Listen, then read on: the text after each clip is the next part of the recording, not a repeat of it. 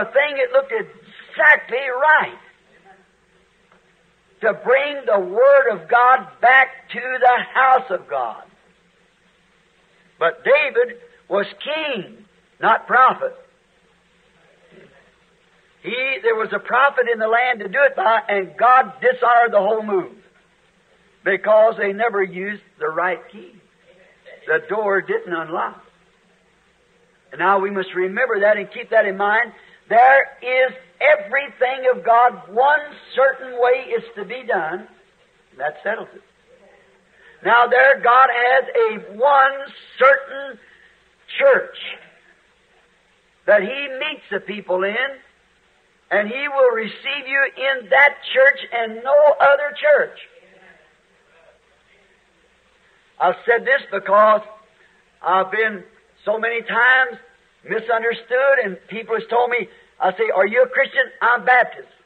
Are you Christian? I'm a Methodist. Are you Christian? I'm a Pentecostal. Now see, that doesn't mean one thing to God. You're just programmed with the wrong key. But there is a right key. There is one where God never promised to meet you as a Methodist, or as a Baptist, or a Pentecostal, or no other denomination.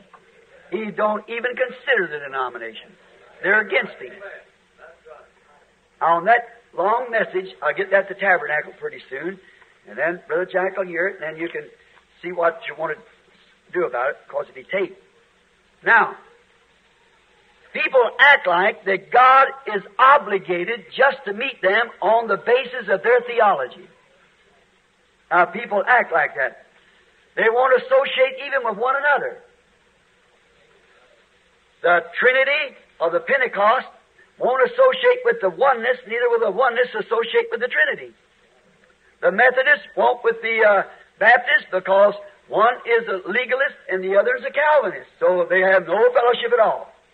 And they wind the people's minds around so bad that they're even against one another. I went to pray some time ago in a hospital room. There's a lady laying there very sick, going under an operation. They expect her to die. Another lady laying there, I was called to pray for her. I said to her, would you mind just a moment if I pray? And she said, pull that curtain. And I said, I'm sorry. I said, I was just going to ask prayer. She said, pull that curtain. I said, yes, ma'am. Her and her son sitting there, a regular little Ricky look. And I said, well, aren't you a Christian? She said, we are Methodists. I said, well, I never asked you that. I asked you if you're a Christian. See? And so she said, pull that curtain. See? Because somebody that wasn't a Methodist was going to offer prayer for a dying woman, which she was too, but because it wasn't associated in her own organization, she didn't even want to hear it or have nothing to do with it. If that ain't a Pharisee, I never seen one.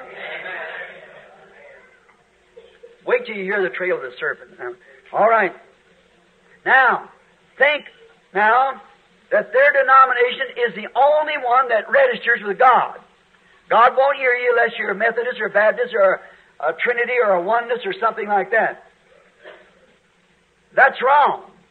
And that's my purpose. But if there is such a desire in people's minds and hearts to be right, I don't believe the woman done it because, or anybody else, a Methodist wouldn't raise up and take up for the Methodist church because he knew it was wrong.